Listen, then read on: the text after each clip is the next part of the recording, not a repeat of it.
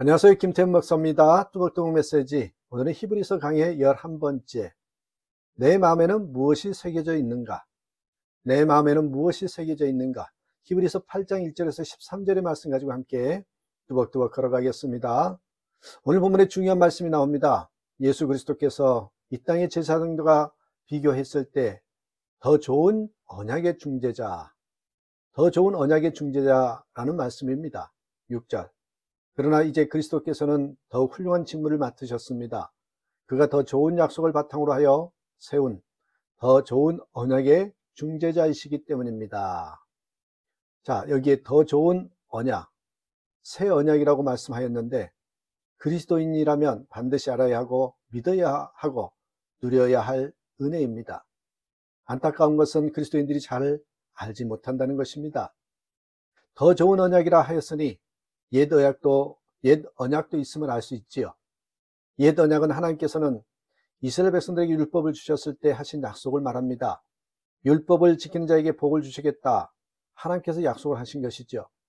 출애굽기 19장 5절 6절 세계가 다 내게 속하였나니 너희가 내 말을 잘 듣고 내 언약을 지키면 너희는 모든 민족 중에서 내 소유가 되고 너희가 내게 대하여 제사장 나라가 되며 거룩한 백성이 되리라.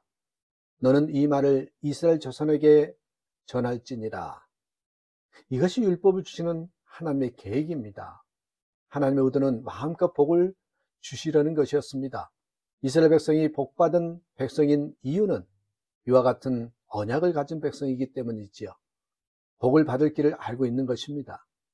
그러나 참으로 안타깝게도 이스라엘 백성들은 하나님의 언약을 지키지 않았습니다. 선지자들은 한결같이 이스라엘이 망한 이유를 하나님의 언약을 어겼기 때문이라고 말하지요. 상황이 이와 같이 되자 하나님께서 첫 언약을 폐기하셨습니다. 이것은 여러분 하나님께서 이랬다 저랬다 하신 것이 아닙니다. 하나님께서 첫 언약을 깨뜨리신 것은 그 언약대로 하자면 이스라엘을 영원히 멸망시켜야 하기 때문입니다.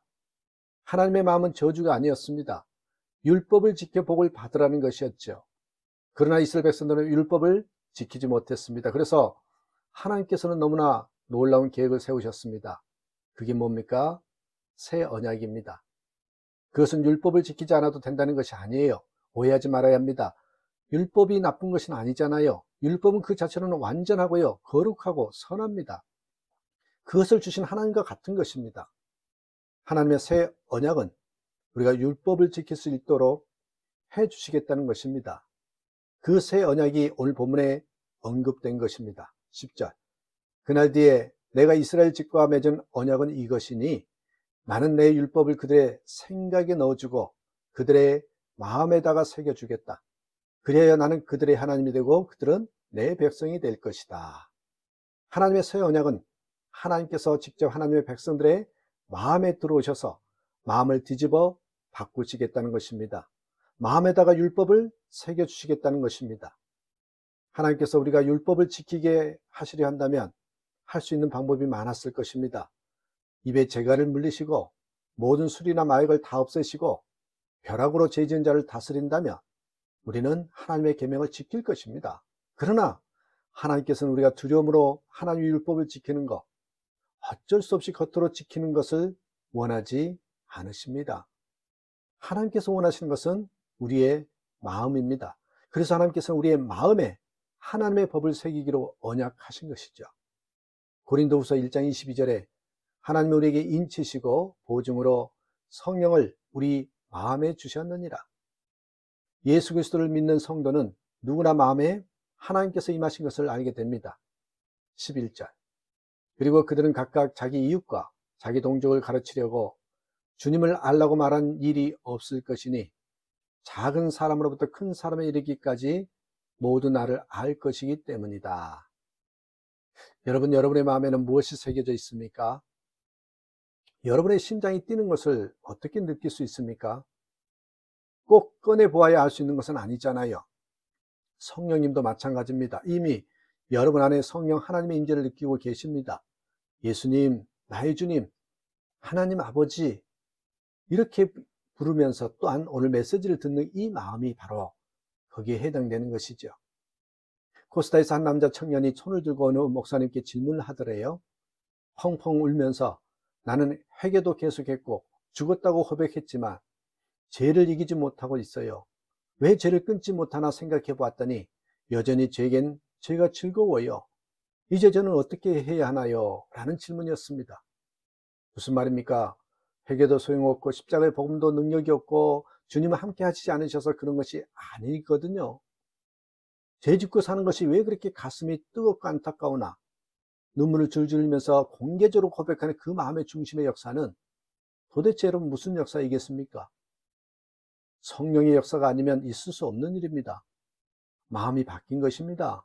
성령님을 받은 사람은 제가 주는 즐거움보다 제가 주는 고통이 더 큽니다. 영혼이 너무나 달라졌던 거죠. 하나님께서 마음에 율법을 새겨주셨기에 말씀대로 살지 않으면 괴로운 것입니다. 에베소서 4장 30절 하나님의 성령을 근심하게 하지 말라.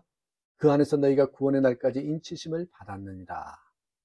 성령님은 우리가 하나님의 계명대로 살아서 복을 받고 누리게 하시려고 우리 안에 오셨습니다.